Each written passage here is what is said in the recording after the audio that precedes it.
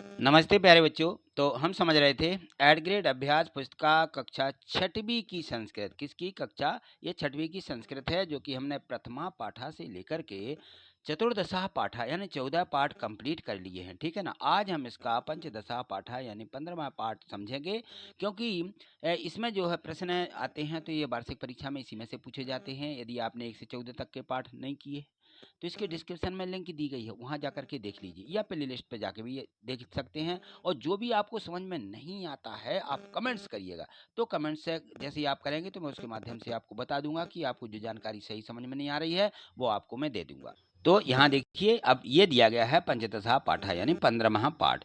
तो यदि आपने इसके पहले के पाठ नहीं किए हैं तब आपको करना क्या है कि इसके डिस्क्रिप्शन को खोलना है। डिस्क्रिप्शन नहीं बनता तो उसकी जानकारी दे दूंगा। आप कमेंट्स करिएगा कि आपसे क्या नहीं बनता है। आप प्ले लिस्ट नहीं खोल पा रहे हैं तो प्ले लिस्ट में आपको बता दूंगा। जो भी चीज़ मैं बता रहा हूँ कि आपको किस प्रकार से सहूलियत जा रही है, मैं वो आपको बता दूंगा कि आपको किस प्रकार से वीडियो मिल सकती है। चलिए ठीक है, यहाँ हम देखेंगे पंचदशा पाठा स्वतंत्रता दिवस। ठीक है, तो यहाँ पर जो स्वतंत्रता दिवस के बारे में पाठ दिया गया है, यहाँ पे हम देखेंगे इसकी थोड़ी सी दिशा निर्देश और जानकारी दी गई है। तो इस पाठ के माध्यम से हम यहाँ देखें कि हमारे यहाँ पर भारत के जो लोग हैं वो सभी जगह और उत्सव, कई प्रकार के उत्सव मनाते रहते हैं। यहाँ हमारी जो संस्कृति है वो धर्मों की संस्कृति है।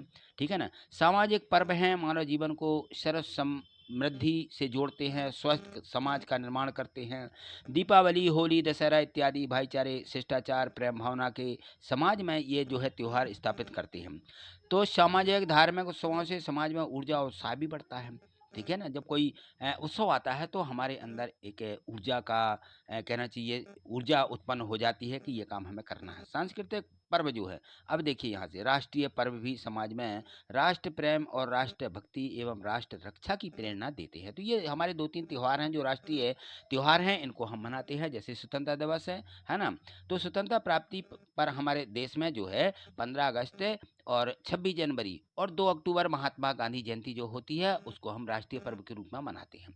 तो राष्ट्रभक्ति गीत, नारे, भाषण इत्यादि उस दिन होते हैं और बहुत उल्लास के साथ ये पर्व मनाया जाता है।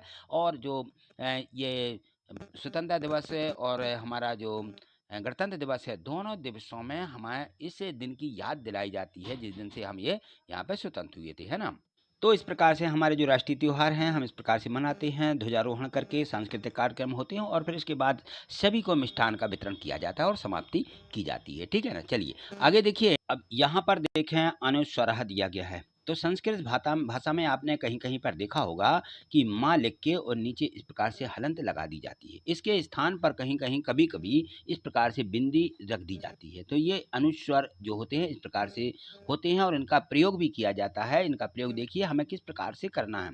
इनका लेखन कार्य में किस प्रकार से हम प्रयोग करते हैं, उच्चारण में भी हम इनका जो है अनुस्वार का प्रयोग तो ठीक है माँ बोल करके ही करते हैं। अम की बिंदी कहते हैं ना, अम्म की बिंदी है, माँ बोल करके इसका उच्चारण किया जाता है। लेकिन हम कहाँ पर इसकी बिंदी लगाएंगे और कहाँ पर इस प्रकार से माँ में हलंत लगाएंगे, तो यहाँ देखिए जैसे यहाँ पे है अहम आगच्छामि, मैं आता हूँ, और यहाँ पे लिखा है अहम आगच्छामि। दोनों देखो एक से उच्चारण बोले जाते हैं। इसमें है मैं जाता हूँ, आगच्छामि आता हूँ और गच्छामि जाता हूँ।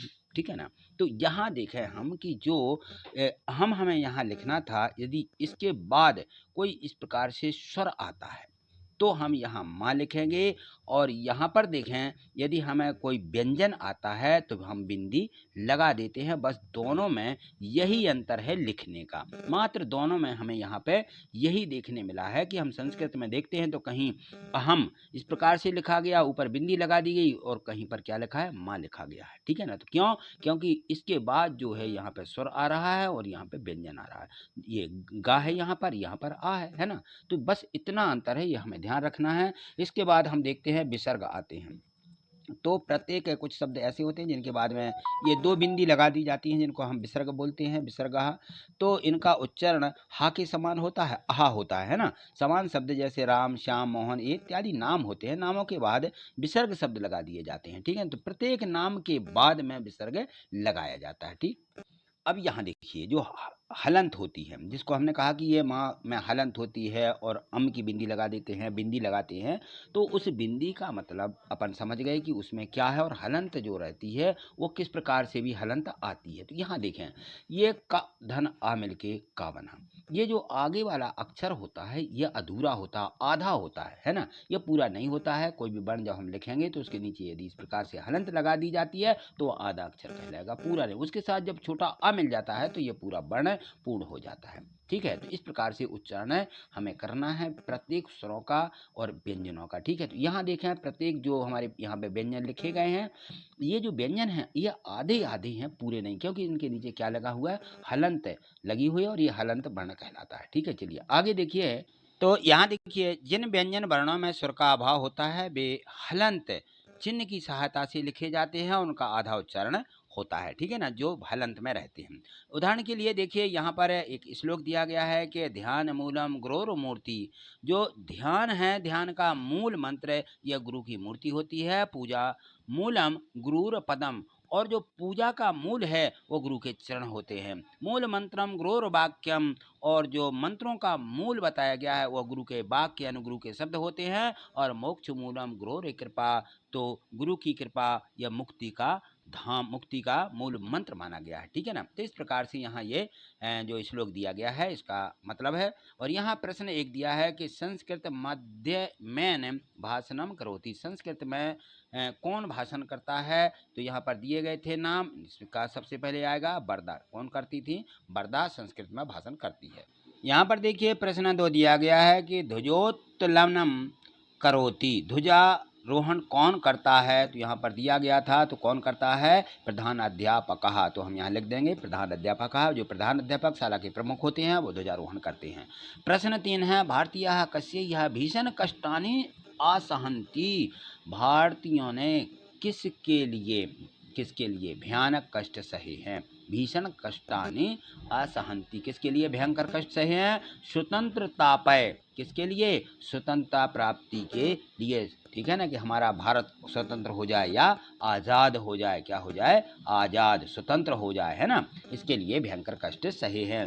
प्रश्न 4 है, सर्वे छात्रा कति वादने विद्यालयम आगमिष्यन्ति, तो पूरे जो छात्र हैं कति वादने कितने बजे, विद्यालय आगमिष्यति कितने बजे आए, तो सप्तवादने कितने बजे, 7 बजे जो है विद्यालय में सभी छात्र आ गए। ठीक है, अगला प्रश्न देखिए, इसमें दिया गया है, तो यहाँ पे देखें प्रश्न 5 में दिया है कि अस्माकं राष्ट्रगानम किम अस्ति, हमारा राष्ट्रीय गान क्या है, तो हमारा राष्ट्रीय गान है जनगण मन। ठीक है ना।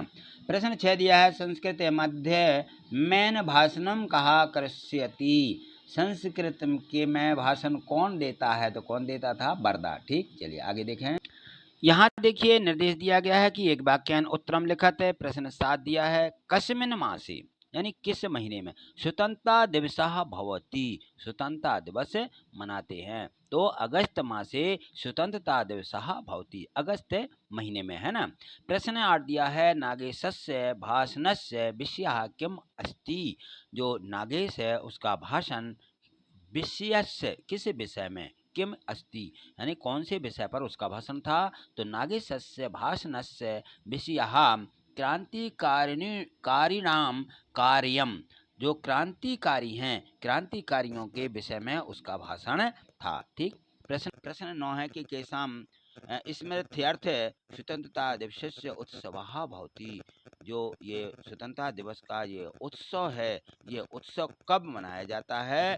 ठीक है ना, तो और यह हमें क्या याद दिलाता है ना, तो ये जो है देखिए 1947 तमे वर्षे अगस्त मासस्य पंचदरादिनांके तेषां प्रयत्न सफला जाता तस्य समर्थयत उत्सवः भवति, तो ये जो हमारा यहाँ पे स्वतंत्रता दिवस का उत्सव कब मनाया जाता है, क्योंकि 1947 को तमे वर्षे हमारा देश स्वतंत्र हो गया था, आज़ाद हो गया था, और पंचदरानी यानी दिनांक 15 अगस्त की 15 तारीख को तेषां प्रयत्न बहुत ही कठिन परिश्रम करने के बाद हमें ये सफलता मिली थी, तो ये उसके उपलक्ष्य में तस्य समर्थयत उत्सवा होती। तो ये हमारा उत्सव हर वर्ष मनाया जाता है। प्रश्न 10वां देखिए, लिखा हुआ कि 1857 तमे वर्षे किम अभवत। ये 1857 है, ये 1857 में क्या हुआ था? तो 1857 तमे वर्षे प्रथमम स्वतंत्रता संग्रामम अभवत। 1857 में हमारे देश में सर्वप्रथम यानी पहला स्वतंत्रता संग्राम का आंदोलन हुआ था, पहला स्वतंत्रता संग्राम छेड़ा गया था। ठीक, यहाँ देखिए प्रश्न जो 11 दिया गया है, यहाँ पे दिया गया है कि दीर्घ उत्तरम लिखत। तो यहाँ पे प्रश्न 11 में है कि स्वतंत्रता दिवस पाठम आधत स्वतंत्रता दिवस समारोहस्य वर्णनम कुरुत। जो स्वतंत्रता दिवस है और जब स्वतंत्रता दिवस मनाया जाता है तो स्वतंत्रता दिवस समारोह का वर्णन जो है अपने शब्दों में करिएगा। तो देखिए स्वतंत्रता दिवस में होता क्या है, सबसे पहले तो हम देखते हैं कि सर्वे छात्रा गणवेशे शतवादने विद्यालयम आगमिष्यति। तो होता क्या है कि सभी जो छात्र होते हैं वो गणवेश से यानी गणवेश में क्या करते हैं, 7 बजे विद्यालय आगमिष्यन्ति, विद्यालय आ जाते हैं। और ध्वज स्थलस्य समीपे, और जहाँ पे ध्वज हमारा फहराना है वहाँ पर क्या करते हैं, पंक्तिबद्ध स्थास्यन्ति, पंक्तिबद्ध खड़े हो जाते हैं। सर्वे शिक्षा कर्मचारिणी अपि, और सभी शिक्षक और जो कर्मचारी होते हैं सभी पंक्तिबद्ध ही खड़े होते हैं। स्थास्यन्ति अनंतरम अस्माकं प्रधान अध्यापक ध्वजोत्तोलनम कर्षयति। उसके बाद जो हमारे प्राचार्य आते हैं सबसे पीछे और वो क्या करते हैं, ध्वजारोहण करते हैं। तत्पश्चात सर्वे समेत सुरेन जनगणमन इति राष्ट्रगान गास्यन्ति। तत्पश्चात यानी उसके बाद में सब समवेत स्वरेन, एक स्वर में जनगणमन का राष्ट्रगान गाते हैं। तत्पश्चात सर्वे जनगणमन इति राष्ट्रगान गास्यन्ति, उसके बाद बाकी सभी गाते हैं। तदन छात्रास भयाम कैचन छात्रा गीताति गास्यति, उसके बाद छात्र भी गाते हैं। कैचन चा भाषणानि कर्षयन्ति, सभी उसके बाद में जो है भाषण कर्षयन्ति, सभी भाषण देते हैं इस स्वतंत्रता दिवस के उपलक्ष्य में। और उसके बाद मिष्टान वितरणयन कार्यक्रमस्य समापनम भविष्यति, उसके बाद में मिठाई बांट करके कार्यक्रम को समाप्त किया जाता है। तो ये था स्वतंत्रता दिवस का वर्णन। अब देखिए अगला प्रश्न जो 12वां प्रश्न दिया गया है। यहाँ देखिए प्रश्न जो 12 दिया गया है, इसमें दिया है कि स्वतंत्रता दिवस समारोहे वर्धा नागेश्यो है भाषणस्य विषयम लिखत। तो जो स्वतंत्रता दिवस समारोह है उसमें वर्धा और नागेश के भाषणों को यहाँ पे लिखिए। तो वर्धा जो भाषण देते हैं वो कहते हैं, त्रिलोकस्य महात्मा गांधी नेहरू सुभाष चंद्रस्य चा महत्वकार विषय भाषणम करिष्यामि। तो जो वर्धा है वो जो हमारे लोकमान्य गंगाधर तिलक हैं उनके बारे में, महात्मा गांधी के बारे में, सुभाष चंद्र बोस है, इनके जो महत्व का पूर्ण कार्य हुए हैं उनके बारे में ये भाषण देता है। और नागेश जो है, नागेश काय पे देता है, आज़ाद, ठीक है, जो क्रांतिकारी हुए हैं। और उसका उल्लाह खान भगत सहृदय क्रांतिकारिणाम कार्यम भाषणम वादती। यह भगत सिंह के जो क्रांतिकारी हुए हैं उनके बारे में भाषण देते हैं। ठीक है, तो इस प्रकार से ये प्रश्न 1 से जो 12 तक दिए थे आपने अच्छे से संस्कृत में समझ लिए हैं। अब इनको जो है अपनी एडग्रेड बुक में लिखें और इनको बार बार समझें, वीडियो को देखें, जिससे कि आपसे ये सभी जो प्रश्न दिए गए हैं ये उच्चारण करते भी बने और आप याद भी कर सकें। ठीक है, तो आज इतना ही, मिलते हैं अगली वीडियो के माध्यम से। थैंक यू, धन्यवाद।